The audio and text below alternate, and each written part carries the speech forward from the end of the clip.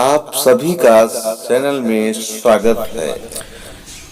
12 खड़ी के बारे में आज हम बताएंगे, लेकिन सबसे पहले जो लिखा हुआ है ये स्वर है। ककहरा में स्वर और व्यंजन दोनों होते हैं। ये जो हमने लिख दिया ये स्वर है, और इनके जो मात्राएं हैं मात्राओं को भी हम लिखेंगे।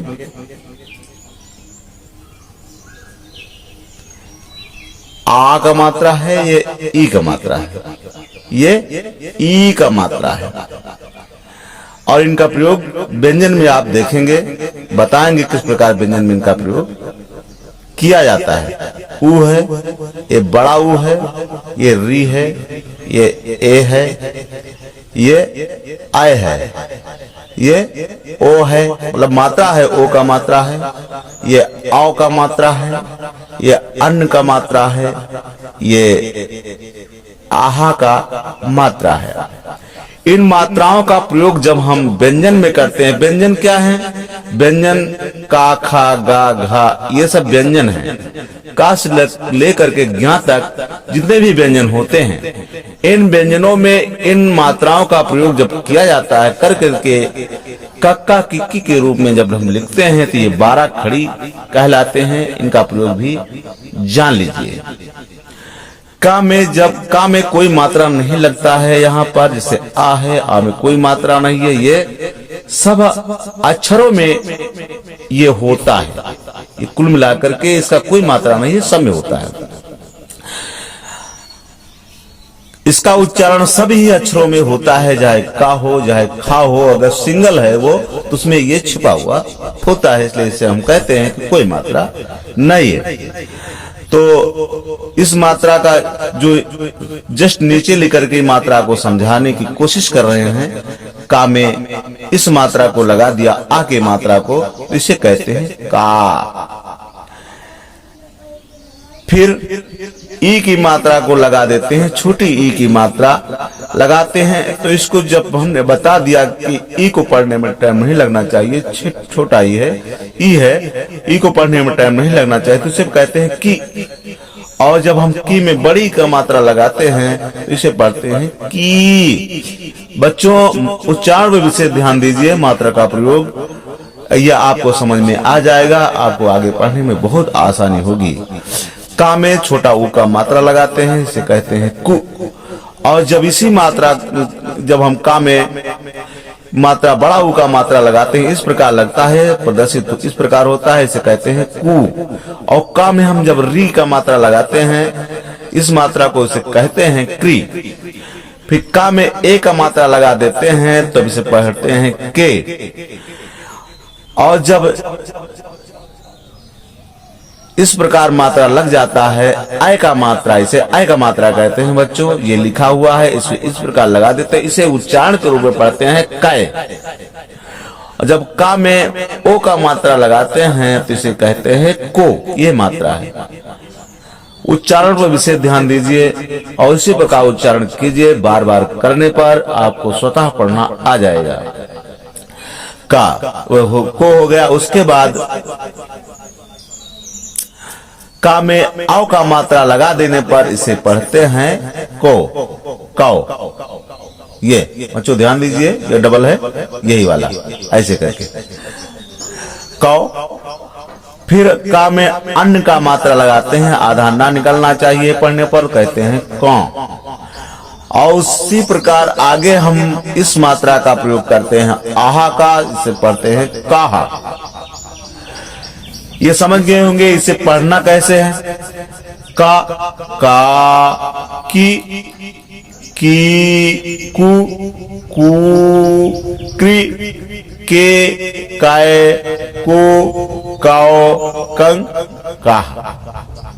ये हुआ।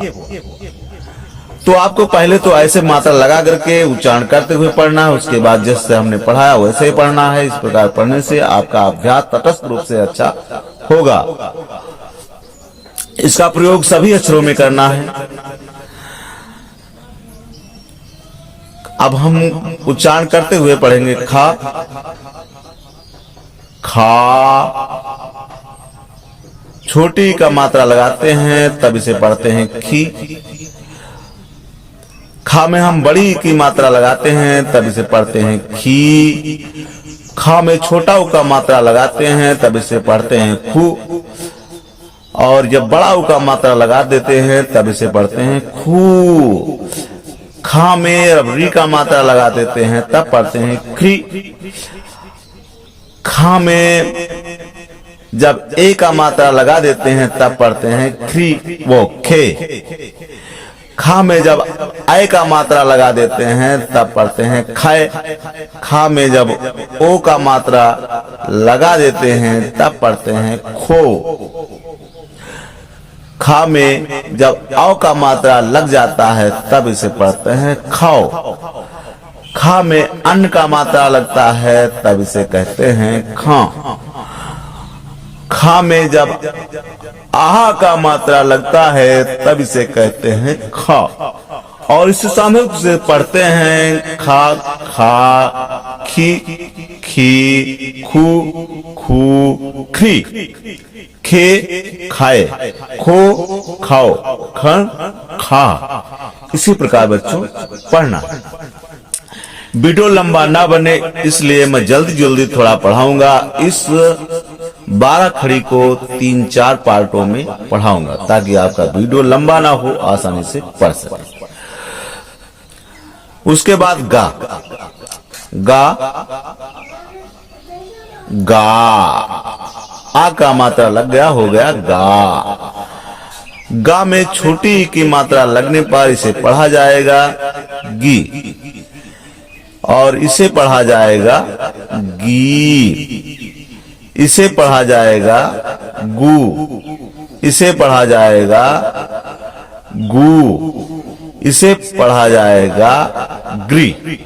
इसे पढ़ा जाएगा गे। इसे पढ़ा जाएगा गए। इसे पढ़ा जाएगा गो।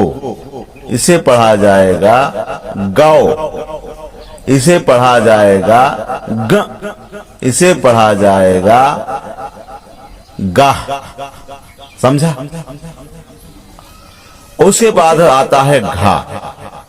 घा में इसका प्रयोग करते हैं घा घा। उसके बाद घा में छोटी की मात्रा लगा देते हैं तब पढ़ते हैं घी। और जब हम बड़ी की मात्रा लगा देते हैं तब इसे पढ़ते हैं घी। घा में छोटा उ का मात्रा लगा देंगे तब पढ़ेंगे घू। बड़ा उ का मात्रा लगा देंगे तब पढ़ेंगे घू। और घा में री लगाते हैं, री का मात्रा तब पढ़ते हैं घ्री। और घा में जब ओ का मात्रा लगा देते हैं तब पढ़ते हैं घो। जब हम गलत हो गया यहाँ पर। घा में ए का मात्रा लगाएंगे क्योंकि ये चला है, ए का मात्रा लगाएंगे हो जाएगा घे। और घा में आय का मात्रा लगाएंगे तब हो जाएगा घाय।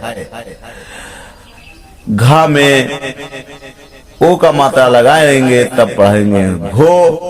और घा में औ का मात्रा लगा देंगे तब पढ़ेंगे घाव। घा में अन्न की बिंदी रखेंगे तब इसे पढ़ेंगे घा। और जब घा में आहा का मात्रा लगाएंगे तब पढ़ेंगे घा। का खा गा घा। अंगा का प्रयोग नहीं होता है इसलिए अंगा का प्रयोग नहीं बताएंगे। उसके बाद चा का प्रयोग होता है, चा बताएंगे। चा क्या हुआ? चा लग गया। और चा में आ का मात्रा लगने पर होता है चा। चा चा चा। चा में छोटी की मात्रा लगा देंगे तो पढ़ेंगे ची। और बड़ी की मात्रा लगा देने पर पढ़ेंगे ची। चा में छोटा उ का मात्रा लगाएंगे पढ़ेंगे चू। बड़ा उ का मात्रा लगाएंगे पढ़ेंगे चू चू चू। उसके बाद चा में री का मात्रा लगाएंगे, पढ़ेंगे च्री। और चा में ए का मात्रा लगाएंगे, पढ़ेंगे चे। और चा में एक आय का मात्रा लगाएंगे, पढ़ेंगे चाय।